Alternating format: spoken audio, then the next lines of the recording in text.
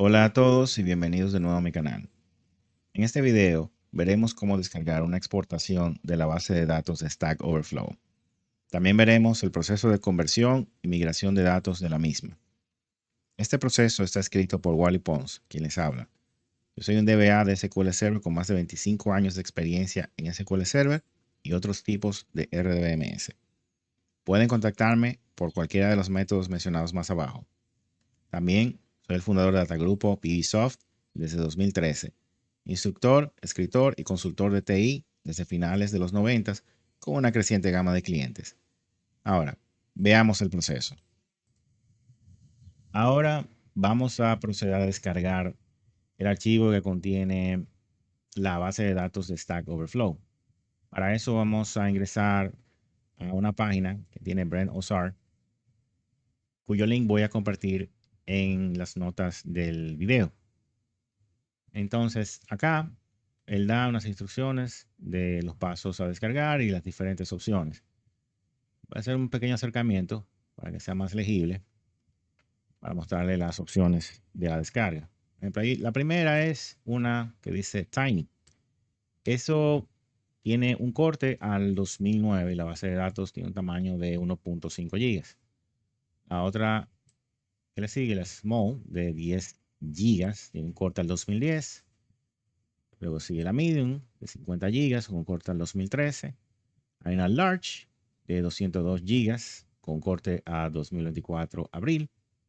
Tiene un torrent de 31 gigas. Expande una base de datos de 202 gigas.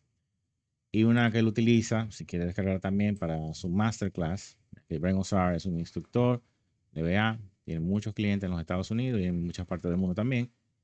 Si quiere bajar la misma copia que él utiliza para sus ejemplos, puede hacerlo también. En nuestro caso, vamos a bajar la que dice Small, que tiene 10 gigas. La vamos a bajar haciendo clic en este link directamente, o si usted prefiere utilizar un torrent o un magnet, puede hacerlo también por acá. Con respecto a el licenciamiento de esta información, acá le explica que eso está debajo del CC by SA 4.0 license. Resumidamente, él explica que lo que eso quiere decir que usted tiene toda la libertad de compartir esa base de datos y adaptarla para cualquier propósito, hasta comercialmente, pero debe de atribuir dichos cambios a la fuente original, al autor original. En este caso, él pone not me, refiriéndose que no es él el autor original. Eso es para que lo tenga pendiente. Entonces, ahora vamos a proceder a darle clic acá donde dice 1 GB Direct Download para descargar el archivo que contiene la base de datos de 10 gigas. Una vez que el archivo ya está descargado, como pueden ver aquí, podemos utilizar el aplicativo de 7zip para descomprimirlo donde queremos. En este caso, ya yo le hice la ruta donde van a quedar los archivos de datos y de transaction log. Ahí va a quedar el de data y aquí va a quedar el de transaction log. Vamos a proceder a utilizar 7zip para descomprimirlo donde va. Muy bien. Aquí tenemos 7zip. 7zip abrió directamente el archivo que descargamos y podemos utilizar un drag and drop para directamente copiar los archivos en su ubicación final. El primero que vamos a copiar es el .mdf. Este es el archivo donde está toda la data de la base de datos. El más grande, por ende va a tomar unos cuantos segundos en copiar.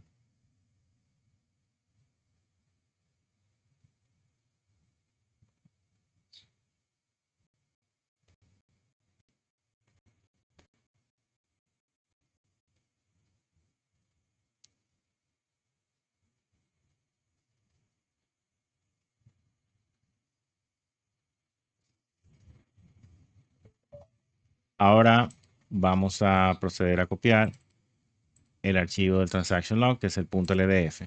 Este es más pequeño, debe ser más rápido. Efectivamente.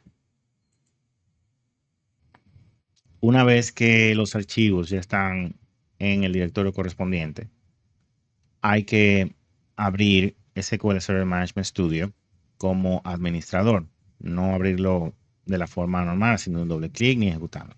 A crear un Run as Administrator, porque requiere de privilegios elevados para hacer la función for attach, que es la función combinada con create database, que va a decirle que va a haber una base de datos nueva de nombre y que los archivos físicos van a ser estos de acá. Vamos a proceder a ejecutar el script.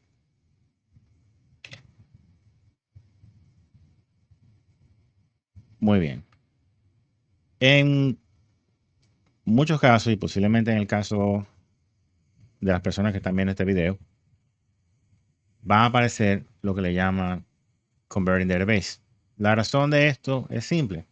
Esta base de datos está en formato SQL Server 2008.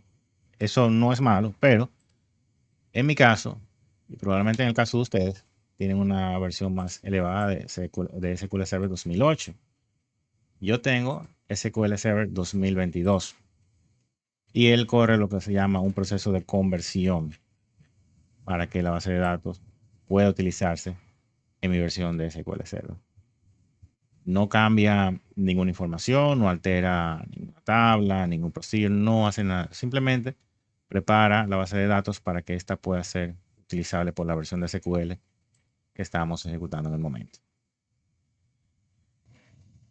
Una vez que tenemos en nuestra base de datos eh, atachada o anexada a nuestro, bueno, no sé cómo traducir atachado realmente, pegada, anexada a nuestro servidor de base de datos, podemos cuestionar al SQL Server y ver ciertas informaciones acerca de la composición de la misma. Por ejemplo, acá yo tengo este query que me ha seguido por muchos años. Este query lo que hace es que me trae información de los archivos que hay dentro o que están siendo utilizados por una base de datos. En este caso, cuando lo ejecuto, fíjense que me da la ubicación de los archivos que tenga la base de datos, el tamaño usado por los mismos y el tamaño disponible. Los archivos en SQL son muy particulares porque no necesariamente el tamaño físico que tengan representan el espacio que tienen usado o el espacio que tienen libre. Para eso uno tiene que correr estos queries para uno saber qué es lo que realmente ocupan. En este caso, vamos a enfocarnos en el tamaño utilizado. El tamaño físico en este caso. El tamaño utilizado sería este, el espacio usado. Y este se llama current allocation, que es el espacio usado por el archivo físico. En este caso vemos que tenemos el archivo principal MDF con prácticamente 9 gigas, ¿verdad? Y tenemos el transaction log pequeño, aproximadamente algunos 260 megas, no tiene mucho espacio usado. Pero bien, ¿qué hay dentro de este archivo? Es muy importante saber lo que hay dentro de un archivo de SQL, especialmente si ya estamos entrando en el terreno de los gigas. 10 gigas, 20 gigas, 30 gigas, 40, 50. Ya eso es algo que hay que prestarle atención. Por ejemplo, otro query que yo tengo por acá me ayuda a ver lo que es el conteo de los registros de las tablas. En este caso, estamos en Stack Overflow 2010. Aquí podemos ver que tenemos 9 tablas en total.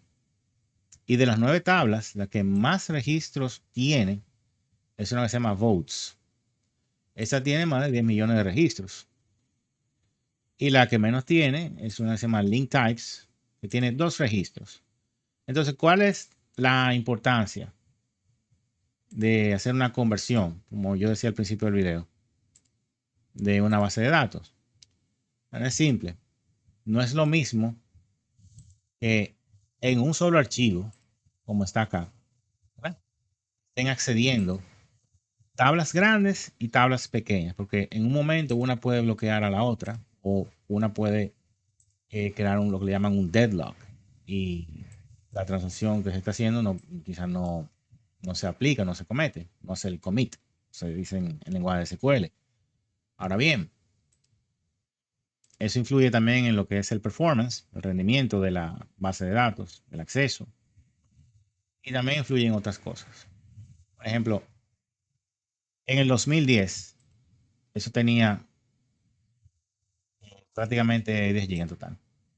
Hoy en día me parece que anda por los 200 tantos gigas. No la he visto, pero yo espero que hayan hecho algún tipo de conversión porque es muy complicado manejar una base de datos que tenga un solo archivo gigante.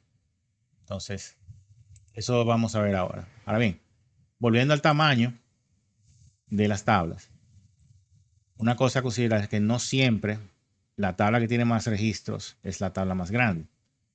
Vamos a demostrar eso acá. Acá tenemos otro script. Este script me saca no el conteo de los registros, sino el tamaño de cada tabla. Usted se fija, la tabla más grande, que ocupa prácticamente el 70% del archivo, es la que se llama posts. Pero esa tabla posts está por acá. Es la tercera en cantidad de registros. La tabla votes, la tabla de los votos, casualmente es la tercera en tamaño. Entonces, no necesariamente la tabla que tiene más registros es la tabla más grande. Eso siempre va a ser así porque si la tabla tiene más o menos columnas, el tamaño se afecta, independientemente de la cantidad de registros. Ahora bien, hay una solución para esto y es utilizar lo que se llama file groups y archivos. Eso es algo de SQL Server que ayuda a la segmentación de esos archivos. Los file groups son unidades lógicas. Los file groups administran archivos. Los archivos en SQL están asociados a un file group, siempre. Si un archivo no está asociado a un file group, pues SQL no tiene acceso a ese archivo. Entonces, en el próximo corte voy a mostrar cómo se hace la división de file groups y archivos para esta base de datos. Acá podemos ver el script para crear la base de datos nueva. Esta se va a llamar Stack Overflow 2010 New. Esto que está acá en comentario son unos comandos MD para DOS o el command prompt, como quiera llamarle, los cuales le ayudan a crear los directorios donde se van a almacenar las informaciones de la base de datos. En este caso, tenemos el directorio del primary y del translog. Igualmente tenemos el directorio que se llama TBL, que eso es para las tablas, y uno llamado LOB para los Large Object Binaries. Si va a utilizar otro disco, otro directorio, yo le recomiendo que haga un Find and Replace general, así se propaga el cambio que usted haga. Bien, aquí está, aquí empieza el script de la base de datos. Como pueden ver, no es solamente un Create Database, sino para que se entienda mejor, se utilizan los nombres de cada uno de los archivos. Por ejemplo, en este caso del primary y el transaction log. En mi caso particular, yo utilizo una nomenclatura que me ayuda bastante, ya que me deja identificar qué es un archivo. Por ejemplo, en este caso, aquí está lo que es el nombre lógico, ¿verdad?, de este archivo, que es el primary. Le coloca primary y le coloca el nombre de la base de datos y queda bien identificado. Entonces, lo mismo pasa con el nombre físico. Una cosa que quiero destacar es que los archivos primary normalmente se les deshabilita el file growth, o sea, no crecen y se les da un tamaño considerable. Por ejemplo, 512 megas es un tamaño considerable tomando en cuenta que aquí no se almacenarán tablas, Aquí se almacenarán store procedures, views, triggers, vistas, etcétera. Si requiere más espacio, pues puede asignárselo en este momento o más adelante. Lo recomendable es dejarlo en cero. ¿Por qué en cero? Porque hay que evitar que ahí le creen una tabla. Entonces, si le pone un file growth para que crezca y alguien crea una tabla en el primary, pues no se va a dar cuenta. Ahora bien, el transaction log por igual, pero a este sí le ponemos un file growth de 64 megas. Tamaño inicial, tamaño considerable, 512 megas. Puede ponerlo más grande, más pequeño, como desee. Algunos parámetros se quedan igual, algunos se cambian. Por ejemplo, acá hay uno que se llama Compatibility Level. Ahora, Compatibility Level, en mi caso, yo lo tengo en 160 porque yo tengo SQL Server 2022. Esto no es un problema si su SQL Server es 2022 o 2025, pero si es 2019, 2016, 2014 o 2017, bueno, puede haber problemas porque no lo va a reconocer el SQL, porque el Compatibility Level 160 no existía en ese momento y obviamente no lo va a tomar. Así que es bueno que si usted lo va a correr, que lo cambie. Otro valor que yo cambio es uno que se llama Recommitted Snapshot. Ese lo habilito. ¿Por qué? Porque ese cambio ayuda a que en una base de datos que sea muy accedida, los que escriben no bloquean a los que leen. Es decir, si hay mucha escritura en tablas y hay mucha lectura, esto ayuda a que no haya un bloqueo. Claro, esto no evita un deadlock, pero es una ayuda muy importante. El recovery model es otra cosa. Aquí dice recovery solamente, pero esto se llama recovery model. Es simple. ¿Por qué es simple? Porque a esta base de datos se le va a hacer una migración. Se le va a traer la data de la Stack Overflow 2010 hacia ella. Y en modo simple, el transaction log no va a grabar cada transacción que recibe la base de datos. Después que se haga la migración, se cambia a full. Yo tengo un script en la línea, bueno, de la línea 67 a la 70 que hace ese cambio. Otro cambio para el performance es lo que le llaman el Target Recovery Time, que está en 60 segundos, lo cual es un valor recomendado. Acá vemos otros valores por default y el valor que está de la línea 67 a la 70, que se corre después de la migración para poner la base de datos en recovery full. Acá podemos observar lo que es la creación de los file groups. Como mencionaba al principio, los file groups son unidades lógicas, no son unidades físicas, pero cada archivo en la base de datos está asignado a un file group. Acá tenemos los 9 file groups para cada tabla. En la nomenclatura del file group se utiliza casi siempre la palabra FG para saber que eso es un file group, seguido por TBL para saber que es de una tabla y el esquema y el nombre de la tabla. Para los large object binaries se hace algo parecido. Luego que después de FG underscore va LOB, large object binary, el esquema y el nombre de la tabla a la que pertenece. Seguido a esto vienen los archivos físicos. Ahora, vamos a ajustar un poquito el tamaño. Espero que sea visible ahí. Quizás es un poco molesto para la vista. Vamos a poner un poco más grande. Creo que ahí está mejor. Las tablas grandes están acá. Básicamente son dos tablas, que es la tabla posts y la tabla comments. ¿Okay? En este caso, lo que se hizo fue dividir en 4 archivos por tabla.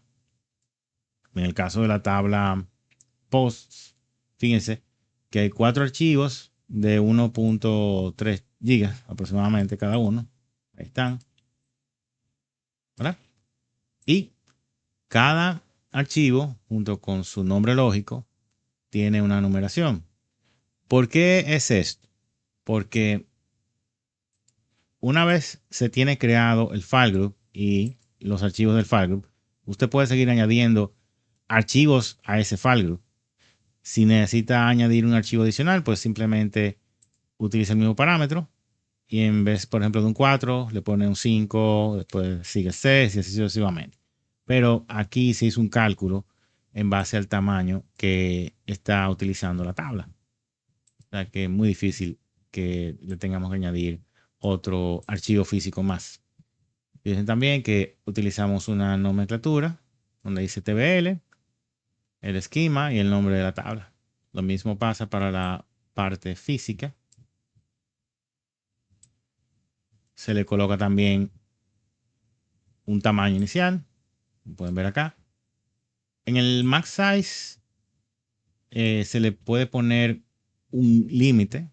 Por ejemplo, a cada archivo se le puede poner un límite de una cantidad de gigas o hasta una cantidad de teras, cantidad de megas, como usted quiera. En este caso está unlimited. El file growth está a un 10%, quiere decir que tan pronto se llene, esto va a aumentar un 10% del tamaño que tenga. Y aquí está el file group al que está asignado. Lo mismo pasa con la siguiente tabla, que es la tabla comments. Y aquí vienen las tablas pequeñas. Acto seguido están los LOBs o Large Object Binaries. Fíjense que la nomenclatura del nombre lógico es igual. Utiliza LOB para definirlo. En el archivo físico, tanto el directorio donde va, se le tiene LOB, el esquema y el nombre de la tabla a la que está asignado.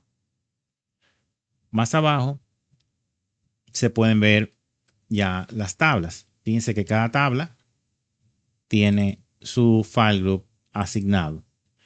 Ahora bien, cuando nosotros creamos este script, esta parte donde nosotros exportamos la creación de las tablas, hay un método para hacerlo. El método yo lo voy a mostrar ahora porque hay que cambiar, tan pronto termine de enseñarles que están todas las tablas. En este caso hay 9 tablas y no hay un solo índice en esta base de datos. Obviamente es una base de datos de prueba, pero les voy a enseñar cómo usted puede extraer esta información.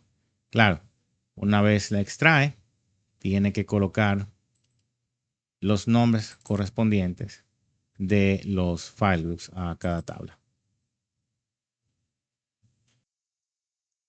Como mencionaba, es bueno cambiar algunas opciones dentro del SQL Server Management Studio. Tan pronto abrimos el menú de opciones, en el lado izquierdo tenemos que ir a SQL Server Objects Explorer. Inmediatamente seleccionamos Scripting. Commands no hay mucho que cambiar, así que vamos a Scripting directamente. Voy a mencionar los valores importantes que deben estar cambiados. Algunos de ellos vienen como falso. Acá las combinaciones son true o falso. Obviamente, true es verdadero y falso es que no está habilitado. Así que empezamos. Un valor importante es los triggers.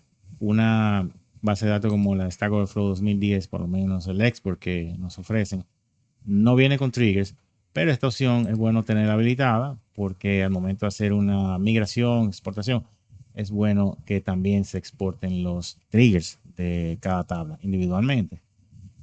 Los índices, sí, esto viene apagado. Esto es bueno ponerlo true porque aunque esta base de datos tampoco tiene índices, es bueno tenerlo habilitado en caso de que tengamos que sacar los índices. Los valores por defecto también hay que habilitarlos. Este me parece que viene habilitado, pero sí, siempre es bueno verificar que los identities, la propiedad de los identities, que son los valores secuenciales, estén habilitados. Otro valor más que hay que cambiar por lo menos en mi caso, a mí me gusta cambiar esto, que se llama include collation. El collation en una tabla es muy importante porque si exportamos una tabla y la creamos, y utiliza un collation, que es lo que define el tipo de lenguaje, que el tipo de sintaxis, el tipo de idioma incluso que se va a utilizar para almacenarse en las tablas, puede, puede fallar el almacenamiento, puede fallar una consulta. Entonces, el collation es importante generarlo al momento de exportar el script de la tabla. Opcionalmente, yo no lo prendo, pero podemos hacer un script del owner y de los permisos correspondientes. Esto hace que el script sea mucho más largo, pero si desea hacerlo, puede habilitarlo. Otra opción acá, Extended Properties, que son propiedades extendidas de las tablas. Estas propiedades le pasan un valor de información a cada columna en caso de que se quieran crear diccionarios. Otra opción, Script Data Compression, eso es simplemente una opción donde se especifica el tipo de data compression que es para comprimir la data en la tabla. Esto no es nuevo, esto si no me equivoco, lo he visto desde 2000, SQL Server 2005, que se comprime la información, se comprime bastante. Tiene su pro y su contra. Por ejemplo, las tablas que son para archivos históricos es bueno, si tienen índices, comprimir el índice, porque es un índice que se va a utilizar mucho para consulta, no va a ser actualizado todo el tiempo, ya que es una data comprimida. Puede habilitar, en caso de que no esté habilitado, Schema Qualified Object Names. Schema Qualified Object Names, eso ayuda a que los objetos, aparte de especificar el nombre, también especifiquen el esquema, en algunos casos el nombre de la base de datos. ¿Ok? También está, opcionalmente, el Use Database. Eso, si quiere, lo puede habilitar o no.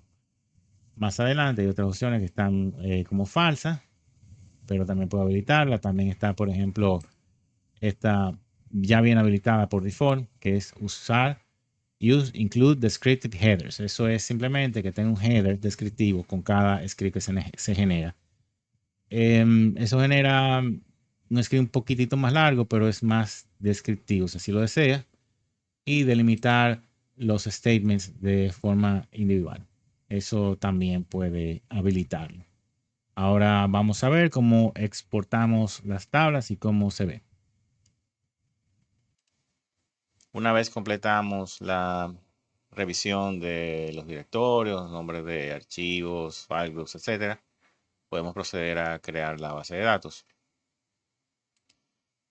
Ejecutamos y ya quedó listo. Ya la base de datos nueva debe de aparecer en el listado aquí en el Object Explorer. Y aquí está, efectivamente. Ahora, vamos a ver el listado de archivos que tiene la base de datos Stack Overflow 2010 New. Para eso vamos a ejecutar el script que me devuelve todos los archivos dentro de la base de datos. Como pueden ver, aquí están todos los archivos. En total hay 19, incluyendo el primary y el translog. Aquí vemos los archivos de las tablas y los archivos del Large Object Binary. También podemos ver el tamaño utilizado físicamente, tamaño utilizado internamente y el tamaño disponible de cada uno de esos archivos. Ahora vamos a proceder a hacer la exportación de Stack Overflow 2010 a Stack Overflow 2010 New. Para dicho proceso vamos a utilizar el método BCP, mejor conocido como Bulk Copy Process. Ya hay unos scripts que yo tenía preparados, los voy a mostrar en pantalla, los voy a explicar para que sepan cómo es la ejecución. Igualmente van a estar disponibles para descargarse en caso de que ustedes quieran hacer la prueba en su ambiente. Este archivo que ven en pantalla es un archivo BAT o un archivo por lote, .bat. Este archivo se utiliza para exportar la información que hay en la base de datos Stack Overflow 2010 y luego importarla a Stack Overflow 2010 New. El proceso es el siguiente. Primero, utiliza un método para sacar lo que le llaman un archivo de formato. ¿Okay? El archivo de formato contiene información sobre cada columna de cada tabla. Esto nos ayuda a evitar errores. La forma en la que yo hice este archivo, él genera la hora en el momento que él empieza el proceso. Así no tiene ni idea de cuánto dura. Hasta ahora, y con varias pruebas, incluso hasta en equipos diferentes, el proceso de extraer la data a BCP y subirla a la base de datos nueva toma alrededor de 8 minutos. Siempre toma entre 8 minutos y medio, 8:45 aproximadamente. O sea, es muy eficiente al momento de hacer eso. Esta parte de aquí es la parte que se encarga de la exportación. Como pueden ver, al BCP uno puede pasarle un query. La ventaja de esto es que si uno quiere exportar solamente algunas de las columnas, puede hacerlo. Y aquí uno le especifica hacia dónde uno quiere generar el archivo DAT, que es el archivo que contiene la información. Aquí uno le especifica el archivo de formato y aquí uno le especifica una bitácora, porque cada proceso que genera, excepto crear archivo de formato, genera una bitácora. En este caso genera una bitácora para la salida. Y estos parámetros acá son los parámetros de conexión al servidor. Más abajo, después que hace la exportación, viene el proceso de importación. Como pueden ver, aquí yo especifico con BCP hacia dónde exactamente va a ir la información.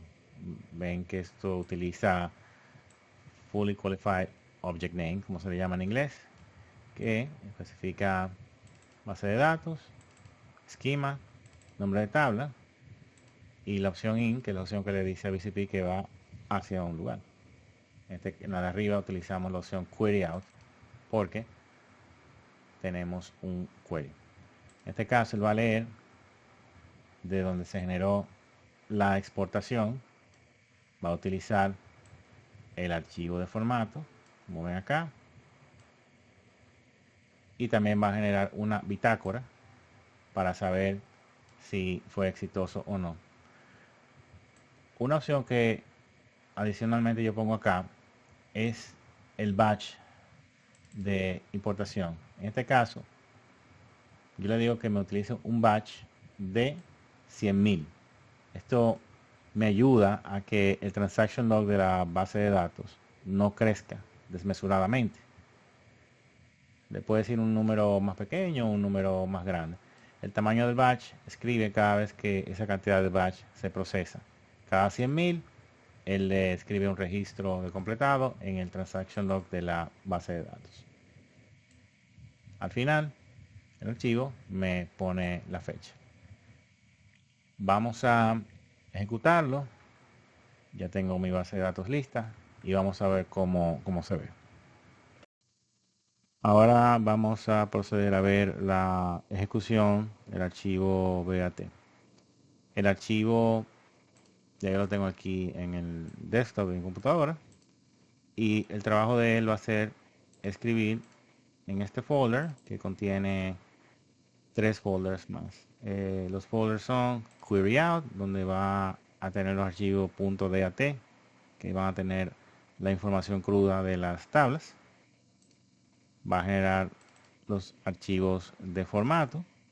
Como ya mencioné, mantienen la estructura íntegra de cada columna de cada tabla. Y en el log va a mantener lo que es la bitácora de cada proceso. En este caso, los procesos importantes son la salida de los archivos y la entrada de los archivos de la base de datos nueva. vamos a ejecutar el proceso y ver lo que sale en la pantalla. Ok, el proceso ya empezó, como pueden ver. Ya él escribió los archivos de formato acá, como pueden ver, y está procediendo a crear los archivos BCP o los DAT. Al mismo tiempo que hace eso, él va generando una bitácora de la salida de dichos archivos. Aquí, si hay algún error por parte del proceso, pues podemos abrir cualquiera de estos archivos y ver exactamente si falló en alguna línea. Una de las razones por las que pudiera fallar es que algún proceso está siendo ejecutado, una lectura, una escritura, o puede ser que un backup esté corriendo en el momento. Lo importante de esto es que cuando se ejecute el proceso de BCP, no debe de haber nada corriendo en la base de datos para evitar cualquier tipo de bloqueo.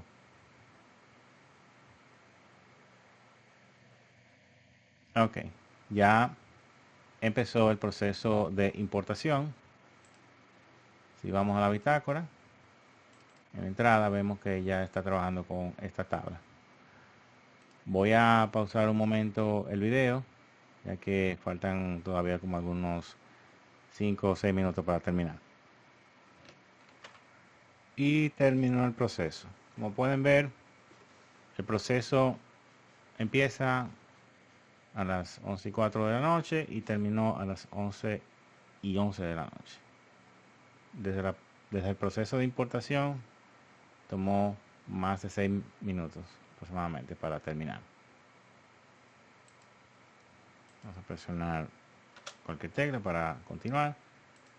Y acá, como pueden ver, tengo la exportación de todas mis tablas. Tengo la bitácora. En caso de que hubiese habido algún error, pues simplemente yo podía venir a alguno de estos archivos y abrirlo y ver si hubo algún tipo de inconveniente. Como pueden ver, no hubo inconveniente con ninguno realmente. Ese es un archivo, es una tabla pequeña, pero aquí vemos un ejemplo de una tabla grande. Entonces, la ventaja de esto es que esto que está acá, donde dice query out, esto es como un backup de todas las tablas. Si yo quisiera, yo adapto el .bat, el archivo bat, lo puedo llevar a otro servidor donde tenga la base de datos en limpio y utilizando estos archivos con esta estructura y los format file o el format file que me interese, puedo también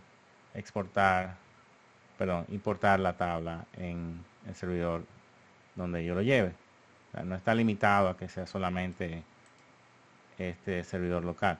Claro, habría que modificar la conexión. Por ejemplo, en este caso, es bueno notar que acá en la conexión yo estoy utilizando una opción que es "-t", que quiere decir que es un Trusted Connection.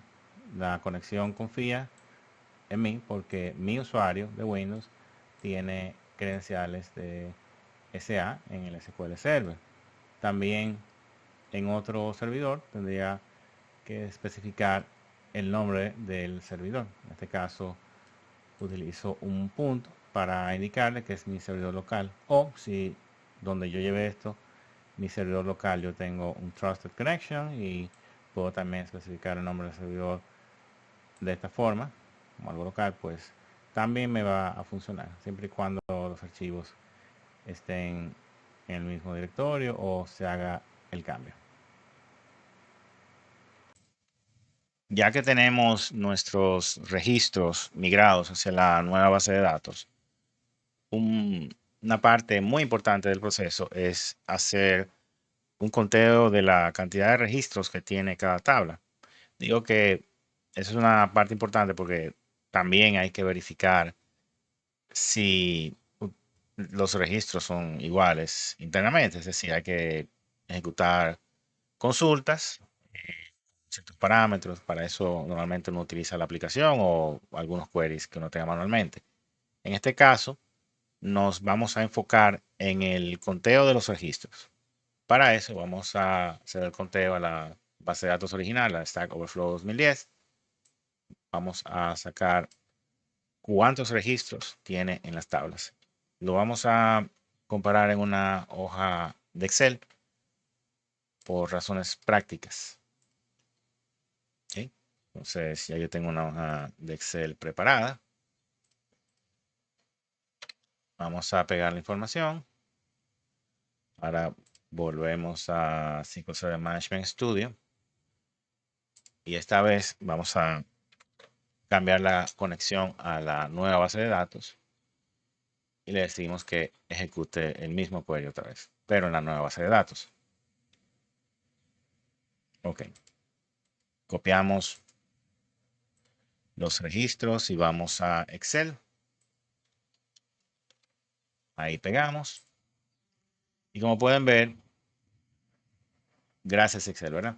Como pueden ver, las columnas, el row count de cada tabla, Excel me devuelve que es true, lo que quiere decir que son iguales.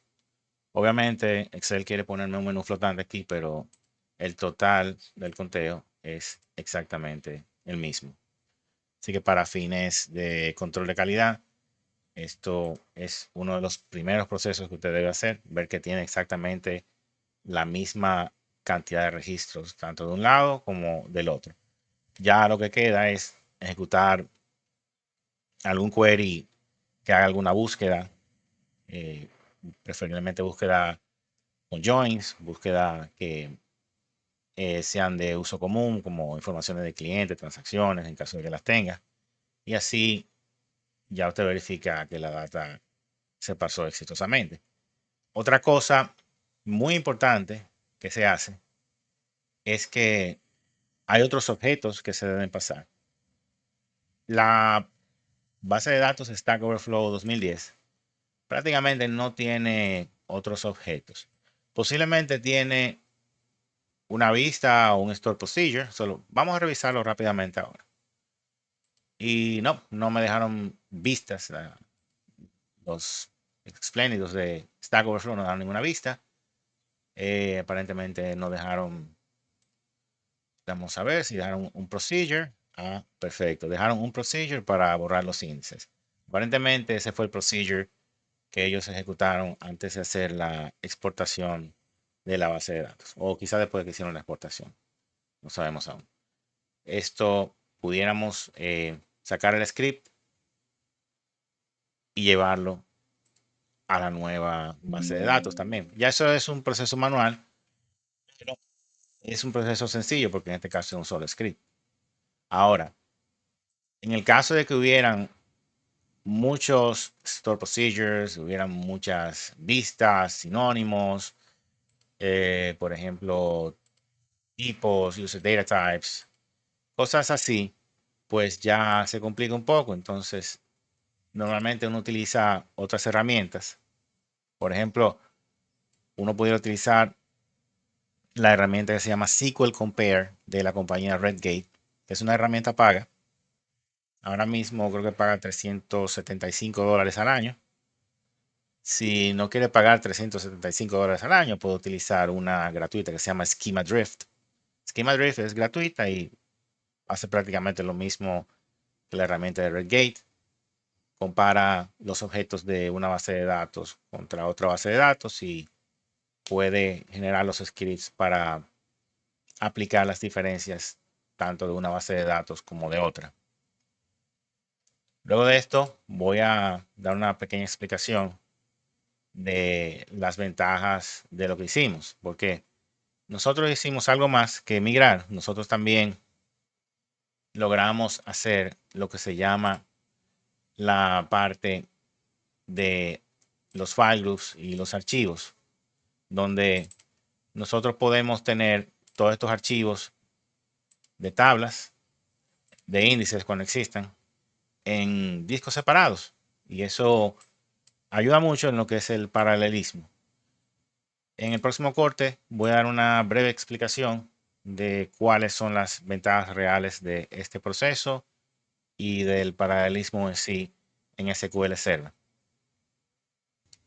Ya para completar la última parte del video y para definir bien los beneficios del uso de file groups y archivos en SQL Server, vamos a detallar los mismos. Y entre estos, tenemos que en SQL Server el uso de los file groups, también conocido como grupo de archivos, y múltiples archivos de base de datos, permite al SQL Server gestionar mucho mejor grandes volúmenes de datos, optimizar el rendimiento de entrada y salida. Esto es lo que se define como input-output y escalar eficientemente el desempeño. A continuación, les voy a detallar los beneficios principales. Uno de los beneficios principales que tenemos es mayor paralelismo de entrada y salida o de input-output. ¿Esto qué quiere decir? Quiere decir que cuando una tabla o índice se almacena en varios archivos dentro del mismo file group, SQL Server puede realizar operaciones de input-output, de entrada y salida, en paralelo, aprovechando múltiples discos o rutas de almacenamiento. Esto es ideal en entornos de alta demanda y complementa la capacidad de ejecución paralela del motor de SQL Server. Cuando hablamos de capacidad de ejecución paralela, hacemos una referencia directa a lo que es el MaxDOP, que es un parámetro muy importante en la configuración del SQL Server. MaxDOP quiere decir Maximum Degree of Parallelism. Ese setting va directamente ligado a lo que es el tipo de procesador que tiene el servidor.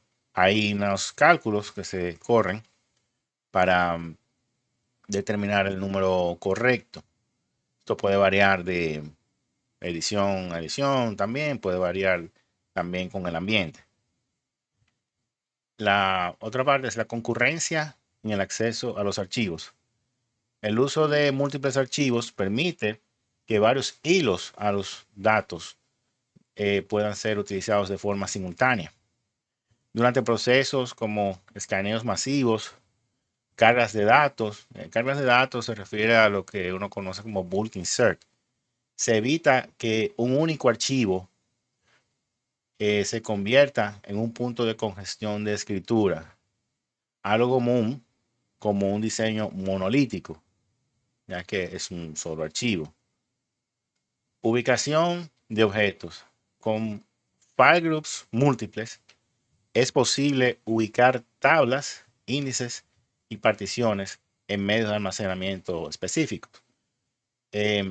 Datos frecuentes accedidos, por ejemplo, datos de clientes, datos de facturación, se pueden colocar en discos mucho más rápidos. Por ejemplo, eso aplica tanto para servidores en la nube como para servidores locales, porque tanto en la nube como en los locales uno puede elegir el tipo de disco que va a utilizar el servidor. Puede ser un SSD, puede ser un híbrido, puede ser un NVMe, dependiendo de lo que ofrezca el servicio en la nube. Datos históricos, por ejemplo, o datos que son poco utilizados. Cuando uno cuando uno tiene una tabla de transacciones o una tabla, por ejemplo, de clientes antiguos que no es de mucho acceso y uno crea una tabla histórica, uno puede ponerlo en un file group con archivos, migrarlo, ¿verdad?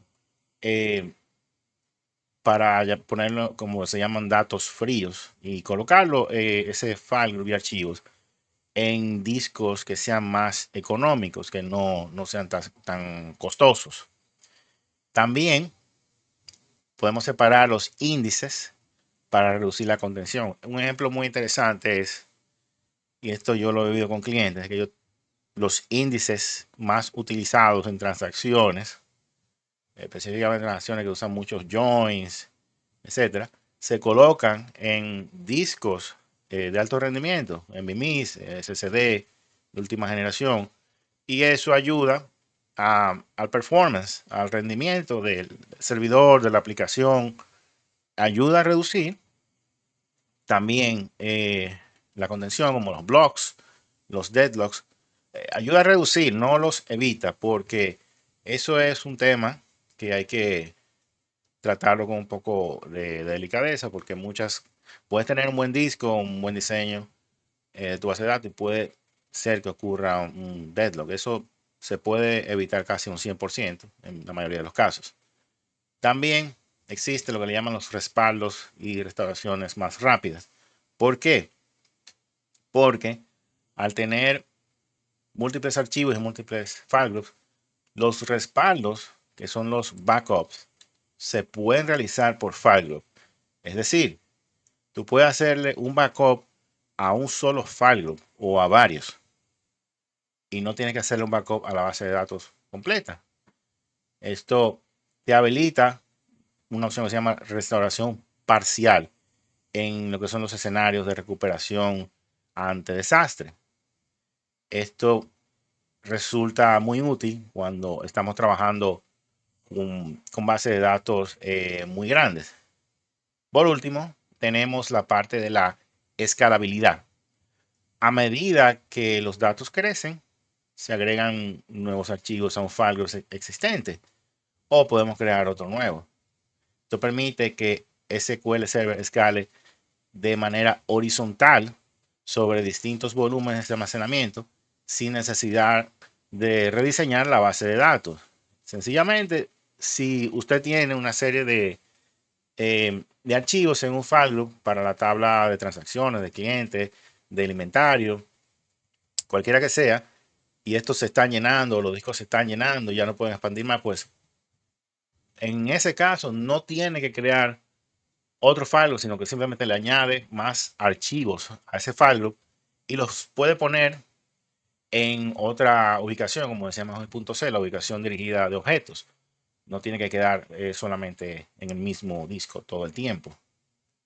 También pueden ver un pequeño chart que yo puse acá, donde habla del aspecto, la acción del paralelismo, flexibilidad, almacenamiento, ¿verdad? Y hace una comparación cuando es en el caso de los archivos únicos y cuando es en el caso de múltiples archivos y files. Ya vemos acá las ventajas, la vemos en la primera demostración, el paralelismo.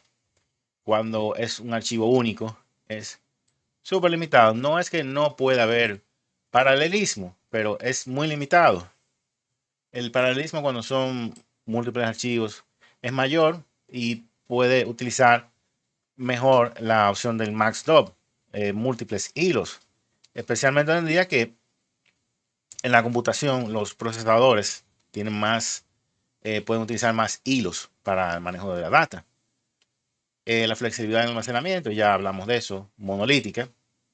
Ahí no hay mucho que buscar. En la parte múltiples archivos vemos que es algo con un control granular. Podemos distribuir los archivos donde nos convenga en diferentes discos. Tenemos, por ejemplo, el control de ubicación. Eh, aunque dice ninguno, pero ninguno realmente es simplemente porque lo tenemos en un solo sitio. Ahora, en múltiples archivos tenemos algo más preciso por objeto. Y esto también lo que quiere decir es que hasta una persona que no maneje SQL Server, visualmente puede, si puede ver el disco y puede ver el directorio a través de ya una información provista por el mismo DBA, donde le indica a la persona de administración, mira, aquí están los archivos que pertenecen a estas tablas, y esa persona puede ver, sin conocimiento de SQL, que los archivos de las transacciones están de un tamaño X. Entonces, eso nos lleva también a aclarar el punto de que muchas veces dicen, bueno, ¿cuánto pesa tu data?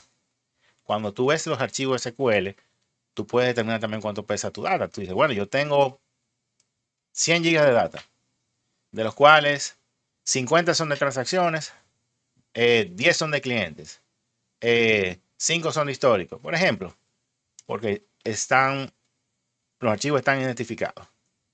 En la opción de restauración, ya eso lo había mencionado, En modo monolítico, con un solo archivo, solo se puede hacer una restauración completa, y con múltiples archivos se puede utilizar el backup y el restore de forma parcial. O sea, tú puedes hacer un backup directamente, un solo file, si es necesario. La contención de escritura es alta en archivo único, y con múltiples archivos es menor. Óigame, menor, gracias a la concurrencia. Pero es mejor que sea menor a que sea alta, en este caso. Ya para terminar, en un resumen, quiero poner acá esto. Escribí. Utilizar múltiples archivos y file groups permite una mejor distribución del I/O, de la entrada y la salida. Ofrece soporte para el paralelismo, menos contención y una gestión flexible de datos. Todo esto es esencial para escalar y optimizar el rendimiento en entornos SQL Server de tamaño medio o grande. Y bien, ya esto da como conclusión al video. Por favor, si tienen algún comentario lo pueden hacer. Pueden contactarme por email. Si este video les parece útil o interesante, por favor denle un like, suscríbase si no lo ha hecho.